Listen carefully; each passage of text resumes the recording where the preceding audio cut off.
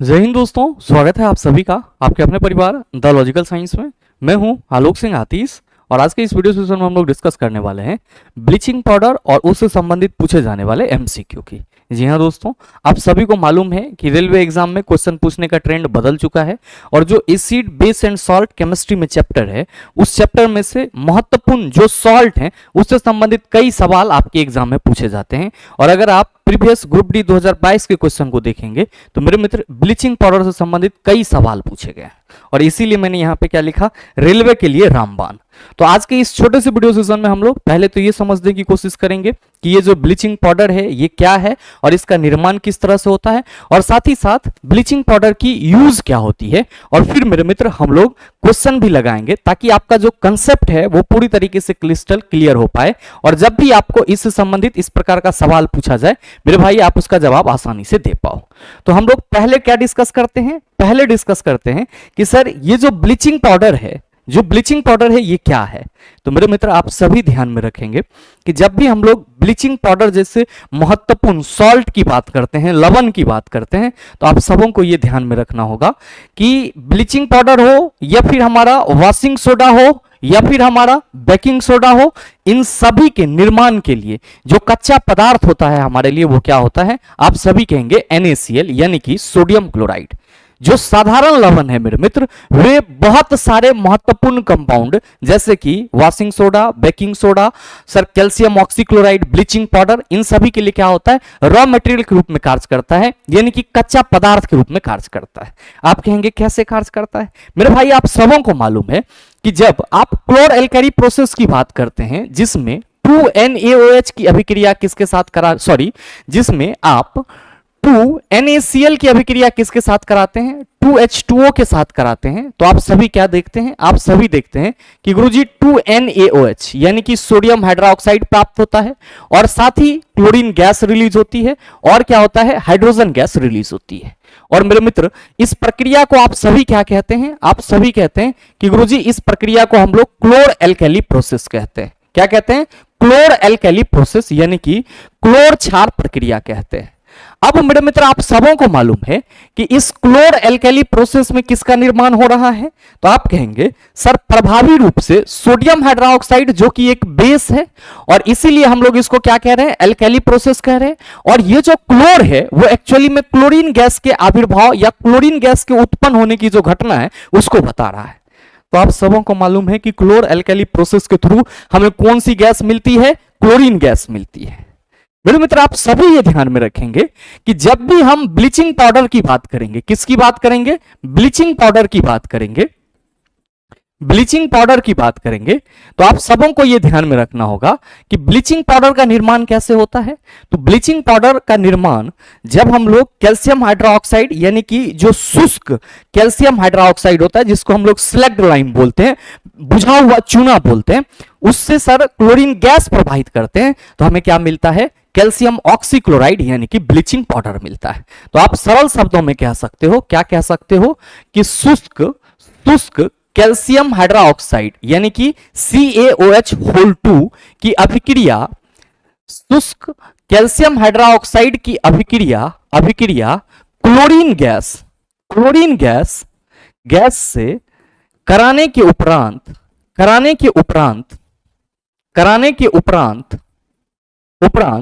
Bleaching powder का निर्माण होता है, ब्लीचिंग पाउडर का निर्माण होता है।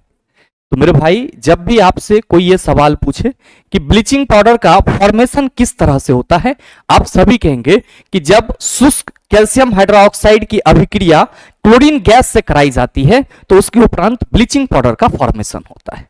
Now the point is that sir what are the reaction behind it, इसके पीछे का रिएक्शन क्या होता है।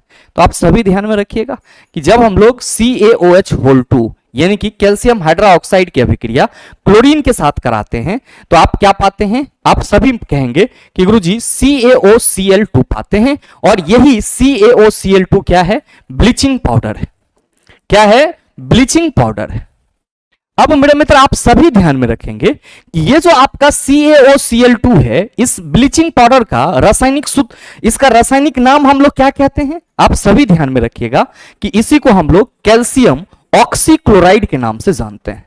कई बार आपके एग्जाम में यह सवाल पूछा जाता है कि ब्लीचिंग पाउडर का रासायनिक नाम, आप सभी कहेंगे कैल्शियम ऑक्सीक्लोराइड, या फिर इसी को हम लोग कैल्शियम हाइपोक्लोराइड के नाम से भी जानते हैं। ये दोनों ही चीज आप सभी ध्यान में रखेंगे। अब आपके एग्जाम में जो ज्यादातर सवाल पूछे जाते हैं वो क्या, तो सर ब्लीचिंग पाउडर की यूज क्या होती है उससे संबंधित। तो मेरे मित्र जरा सा गौर फरमाइएगा किस पे, तो ब्लीचिंग पाउडर के यूज पे। हम लोग क्या लिखे यहां पे, usage of bleaching powder, usage of bleaching powder, bleaching powder यानी कि ब्लीचिंग पाउडर की उपयोगिता क्या है। तो मेरे मित्र आप सभी ध्यान में रखेंगे कि जो पहला उपयोगिता आप सभी इसका देखेंगे वो कहां पे, तो ब्लीचिंग पाउडर का उपयोग जो कपड़ा धोने वाली लॉन्ड्री होती है, वॉशिंग लॉन्ड्री, वहां पे किया जाता है।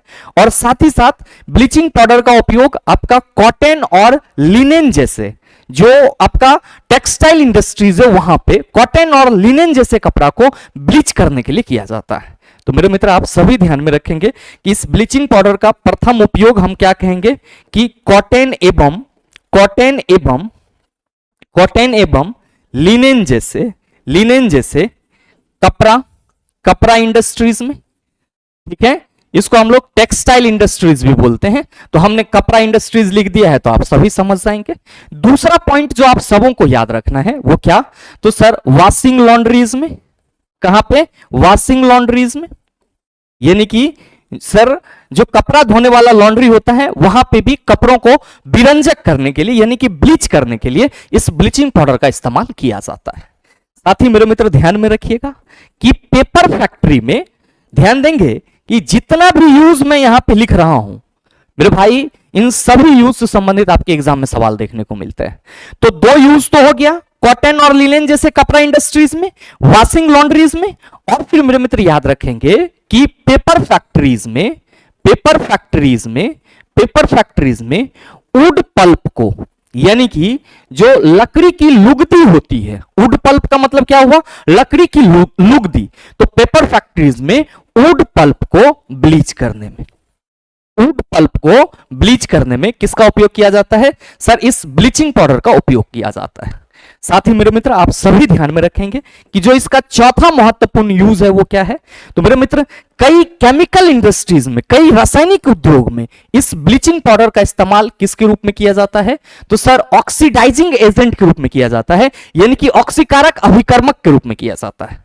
तो आप सभी ये ध्यान में रखेंगे कि रासायनिक उद्योग में, आप सभी ध्यान में रखेंगे रासायनिक उद्योग में इसका उपयोग, रासायनिक उद्योग में इसका उपयोग ऑक्सीकारक, या आप सिंपल लिख सकते हो ऑक्सीडाइजिंग एजेंट, ज्यादा सही रहेगा, आपको अच्छे से याद रहेगा।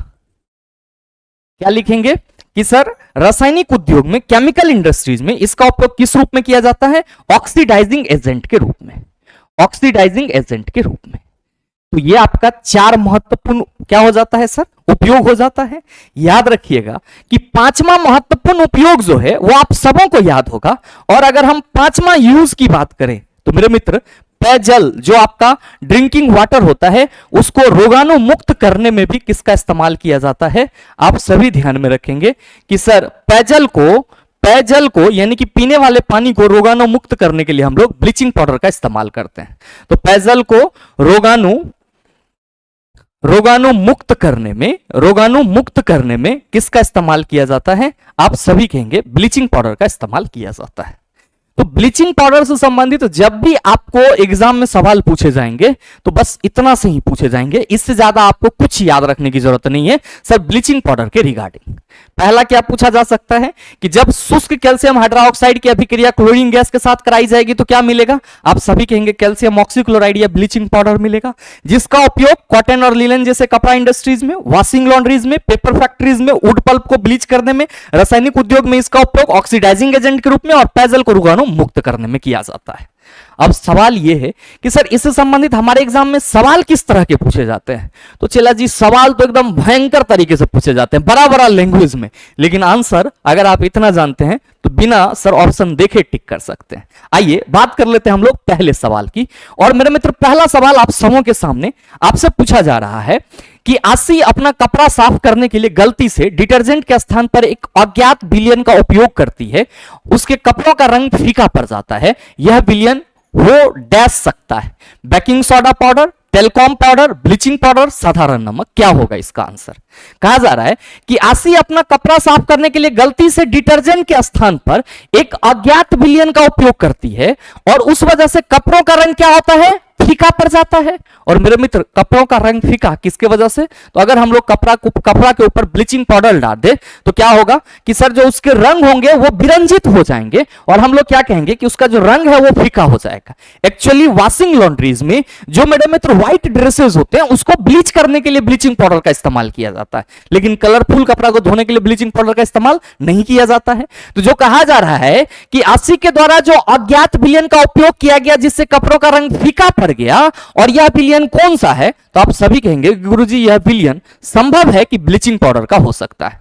बाद बाकी बेकिंग सोडा पाउडर जो आपका NaHCO3 है, इसका उपयोग आप कहेंगे सर जो बेकिंग पाउडर होता है उसके बनाने में किया जाता है। अच्छा, बेकिंग सोडा पाउडर कहा जा रहा है तो बेकिंग सोडा पाउडर अगर कह दिया तो याद रखिएगा कि इसके साथ खाने वाला भी एक हमारा फूड एसिड होगा जिसको टैटरिक एसिड के नाम से जानते हैं।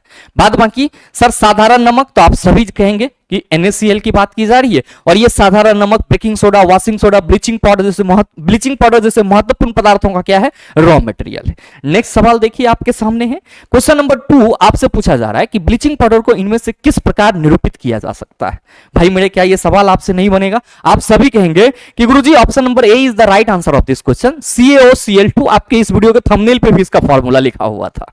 नेक्स्ट, ये जो आपका CaCl2 है, याद रखिएगा कि सर इसको हम लोग कैल्शियम क्लोराइड के नाम से जानते हैं। किसके नाम से जानते हैं? कैल्शियम क्लोराइड के नाम से जानते हैं। और मेरे मित्र यहां पे CaCO3 है, आप कहेंगे कि सर इसको हम लोग कैल्शियम कार्बोनेट के नाम से जानते हैं, कैल्शियम कार्बोनेट के नाम से जानते हैं। और CaOH2 क्या कहिएगा कि गुरुजी इसी को हम लोग स्लग्ड लाइम के नाम से जानते हैं। और जब इसी स्लग्ड लाइम की अभिक्रिया क्लोरीन के साथ कराई जाती है तो क्या देखने को मिलता है? आप कहेंगे सर ब्लीचिंग पाउडर यानी कि कैल्शियम ऑक्सीक्लोराइड देखने को मिलता है।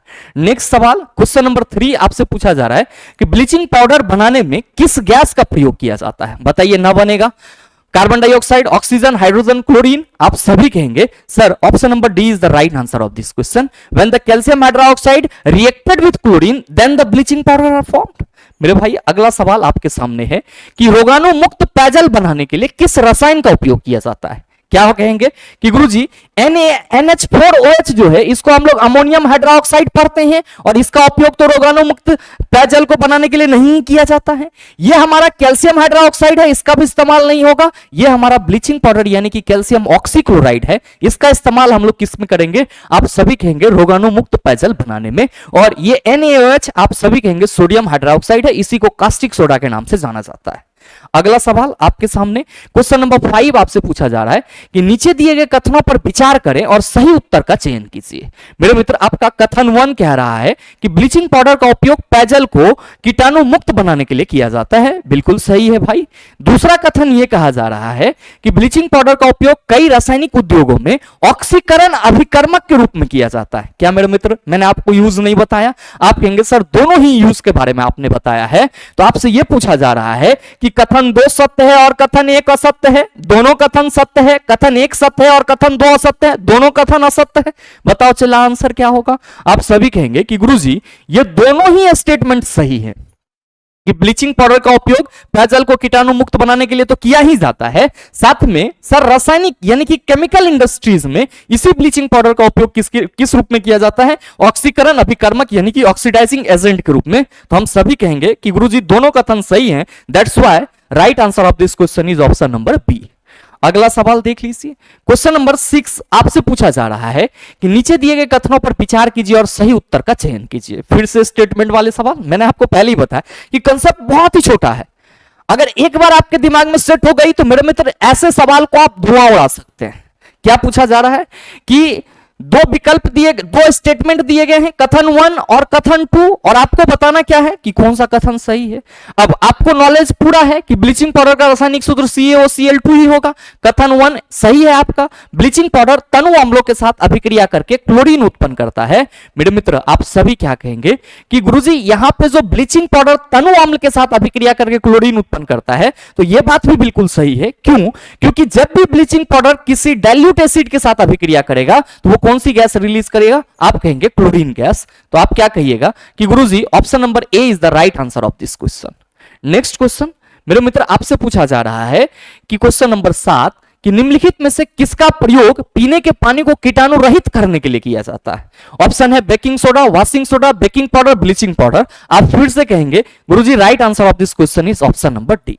नेक्स्ट सवाल देखिएगा, क्वेश्चन नंबर 8 आपसे पूछा जा रहा है कि विरंजक चूर्ण को जल में मिश्रित करने पर कौन सी गैस निष्कासित होगी? मेरे मित्र आप सभी ध्यान में रखेंगे कि ये CaOCl2 प्लस H2O, जब हम इसको जल में मिक्स करेंगे तो आपको यह ध्यान में रखना होगा कि सर ये कैल्शियम ऑक्सीक्लोराइड इस H2O के साथ अभिक्रिया करके कैल्शियम हाइड्रोक्साइड CaOH2 बनाएगा और साथ में आपका क्लोरीन गैस रिलीज होगा। तो सही आंसर आपका ऑप्शन नंबर डी हो जाएगा कि विरंजक चूर्ण को जल में मिश्रित करने पर कौन सी गैस निष्कासित होगी? आप सभी कहेंगे गुरुजी क्लोरीन गैस निष्कासित होगी।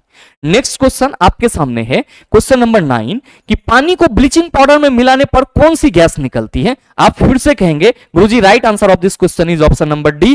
क्यों? क्योंकि यहां पे सवाल वही करा जा रहा है कि विरंजक चूर्ण को जल में मिश्रित करने पर कौन सी गैस निष्कासित होगी। तो विरंजक चूर्ण जब H2O के साथ अभिक्रिया करेगा तो कैल्शियम हाइड्रोक्साइड और क्लोरीन गैस निकलेगा। तो भाई मेरे यही सवाल यहां भी है कि पानी को ब्लीचिंग पाउडर में मिलाने पर कौन सी गैस निकलती है।